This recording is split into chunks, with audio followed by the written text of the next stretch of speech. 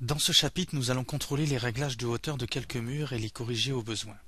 Au cours du chapitre précédent, nous avons constaté que notre dessin a été réalisé en 3D et nous avons appris que nous pouvons observer le modèle obtenu de manière très intuitive dans la fenêtre d'animation.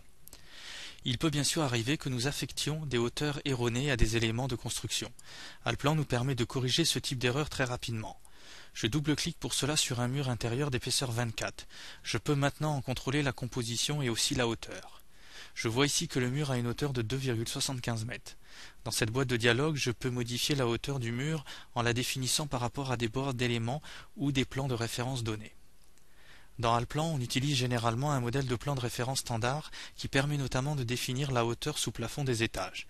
Dans notre cas, la hauteur sous plafond de l'étage est égale à 2,75 mètres. Cette valeur résulte des paramètres définis lors de la création de la structure du bâtiment. Nous avions entré une altitude de -1,15 mètres pour le plan de référence inférieur et une altitude de 2,60 mètres pour le plan de référence supérieur, ce qui donne une hauteur totale de 2,75 mètres.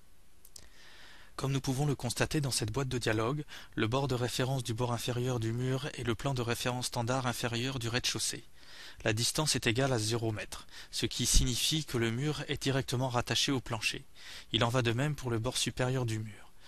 Nous avons spécifié une distance de 0 m au plan de référence supérieur et indiqué par là que le mur doit s'étendre jusqu'au plafond.